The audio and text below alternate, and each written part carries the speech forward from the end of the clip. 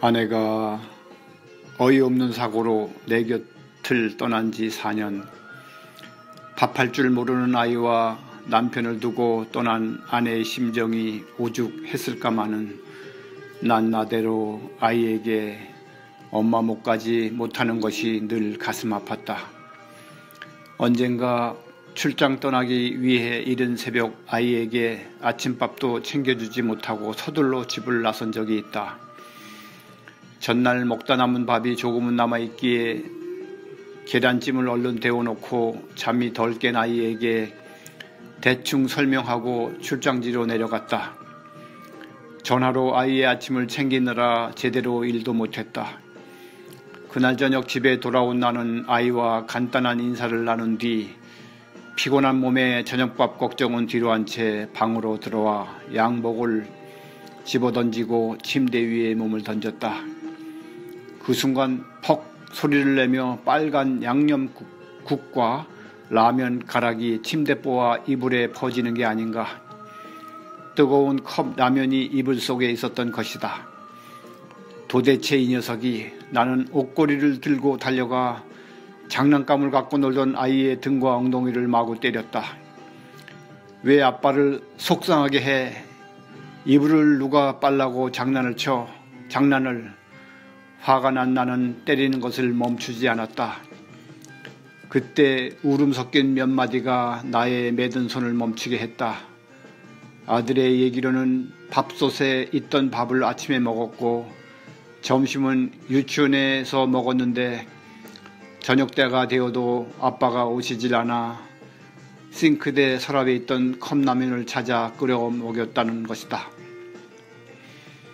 가스레인지를 만지면 안 된다는 아빠의 말이 생각나서 보일러 온도를 목욕으로 누른 후 데워진 물로 라면을 끓여 하나는 자기가 먹고 하나는 이불 속에 넣어 두었다는 것이다.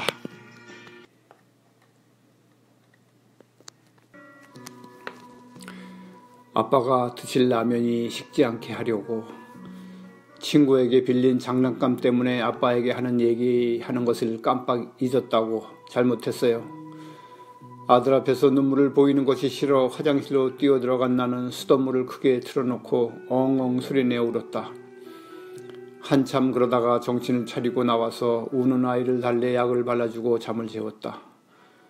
라면 국물에 더러워진 침대보와 이불을 치우고 아이 방을 열어보니 얼마나 아팠던지 자면서도 흐느끼고 있지 않은가. 녀석의 손에는 엄마의 사진이 있었다. 나는 그저 오랫동안 문에 머리를 박고 서 있었다.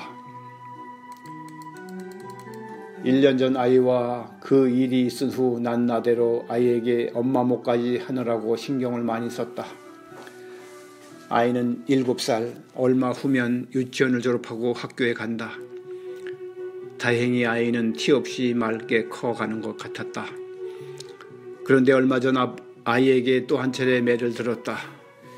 유치원에서 전화가 왔는데 아이가 유치원에 오지 않았다는 것이다. 너무나 떨리는 마음에 조퇴하고 돌아와 여기저기 찾아봤지만 아이의 모습은 보이지 않았다. 온 동네가 떠나갈 정도로 이름을 부르며 애타게 찾다가 동네 문방구 오락기 앞에서 아이를 만났다. 너무나 화가 나서 나는 아이를 때렸다. 그런데 아이는 한마디의 변명도 않고 잘못했다고만 했다. 나중에 한 사실이지만 그날은 유치원에서 엄마들을 모시고 재롱잔치를 한 날이었다. 그 일이 있고 며칠 후 아이는 글을 배웠다며 자기 방에서 꼼짝 않고 글 쓰는 일에 열심히였다. 그 모습을 보면서 하늘에서 아내가 미소 짓고 있을 생각을 하니 나도 또 눈물을 참을 수가 없었다. 그렇게 1년 정도의 시간이 흘러 겨울이 되었다. 거리에 크리스마스 캐롤이 흘러나올 때쯤 아이가 또 일을 저질렀다. 회사에서 퇴근하려고 하는데 전화가 왔다. 동네 우체국 직원이었는데 아이가 우체통에 주소도 안 쓴 장난 편지를 100통이나 넘는 바람에 바쁜 연말 업무에 지장이 많다는 것이다. 서둘러 집으로 간 나는 아이를 불러놓고 다시는 들지 않으려던 매를 들었다. 아이는 이번에도 잘못했다는 소리만 했다. 나는 아이를 한쪽 구석에 밀쳐놓고 우체국에 가서 편지 뭉치를 받아왔다. 그 뭉치를 아이 앞에 던지며 도대체 왜 이런 장난을 쳤느냐고 물었다. 그러자 아이는 울먹이는 소리로 대답했다. 엄마에게 보낸 편지를 보낸 거라고. 나는 그 순간 울컥하며 나의 눈시울이 빨개지는 것을 느꼈다. 하지만 아이가 바로 앞에 있는 터라 나는 아이에게 티내지 않고 다시 물었다. 그럼 왜 이렇게 많은 편지를 한꺼번에 보냈냐고. 그러자 아이는 우체통에 구멍이 높아서 키가 닿지 않았는데 요즘 다시 서보니 우체통 입구에 손이 닿기에 여태까지 써왔던 편지를 한꺼번에 넣은 것이라고 했다.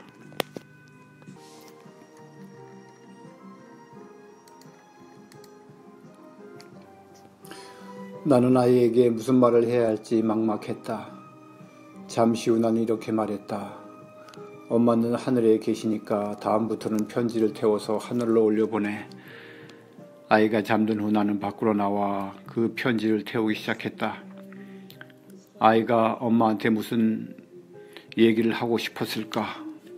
궁금한 마음에 편지 몇 개를 읽었다. 그 중에 하나가 나의 마음을 또 흔든다. 보고 싶은 엄마에게 엄마 오늘 유치원에서 재롱잔치를 했어. 근데 엄마가 없어서 가지 않았어. 아빠가 엄마 생각날까봐 아빠한테는 얘기 안 했어. 아빠가 날 찾으려고 막 돌아다녔는데 난 일부러 아빠 보는 앞에서 재미있게 놀았어. 아빠가 야단쳤는데 난 끝까지 얘기 안 했어. 엄마 난 매일 아빠가 엄마 생각나서 우는 거 본다. 아빠도 나만큼 엄마가 보고 싶은가 봐. 근데 나 엄마 얼굴이 생각 안 나. 내 꿈에 한 번만 엄마 얼굴 보여줘. 응? 보고 싶은 사람의 사진을 가슴에 품고 자면 그 사람이 꿈에 나타난대. 그래서 나 매일 엄마 사진 안고 자. 그런데 왜 엄마 안 나타나는 거야? 그 편지를 읽고 나는 또 엉엉 울었다. 도대체 아내의 빈자리는 언제 채워질까?